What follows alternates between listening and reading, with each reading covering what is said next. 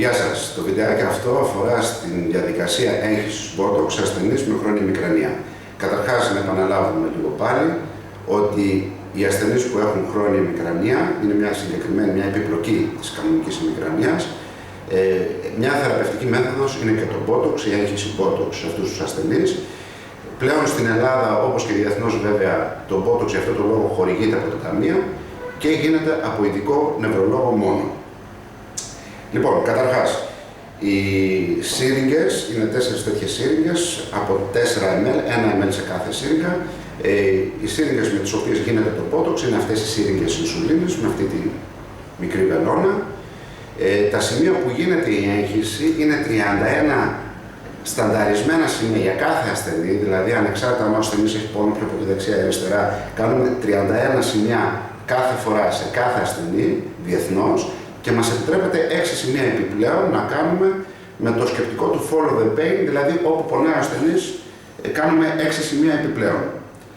Τα σημεία στο μέτωπο, γενικότερα η έγχυση γίνεται τόσο στο μέτωπο όσο και στο πλάι της κεφαλής και στον αφιένα, στους παρασπονδυλικούς μύες και στον τραπεζοειδή. Τα σημεία στο μέτωπο που γίνεται η έγχυση είναι 7, ένα στο κέντρο εδώ περίπου και 3 σημεία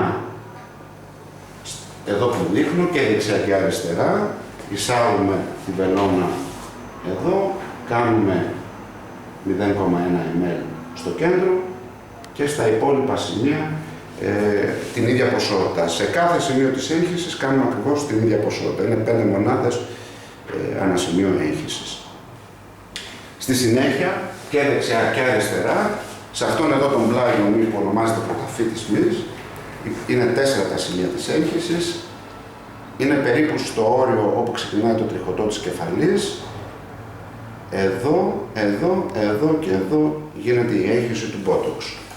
Και στο τέλος, και δεξιά και αριστερά επαναλαμβάνω, και στο τέλος στους παρασπονδυλικούς μύες, 3 σημεία στη βάση του κρανίου εδώ πέρα, όπως δείχνω, και 2 σημεία παρασπονδυλικά εκατέρωθεν.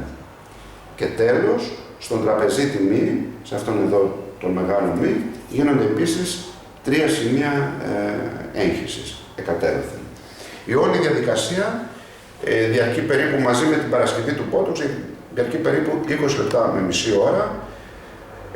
Ο ασθενής μετά από λίγη ώρα μπορεί να επιστρέψει κανονικά στην εργασία του, μπορεί να επιστρέψει κανονικά στη δουλειά του. Πονάει ελάχιστα, δεν είναι ιδιαίτερη υπόδεινη διαδικασία. Και αναμένουμε τα αποτελέσματα 1 με 2 εβδομάδες μετά την έγχυση του Botox. Αναμένουμε να αρχίζει η συχνότητα και η ένταση της ημικρανίας να υποχωρεί. Ευχαριστώ.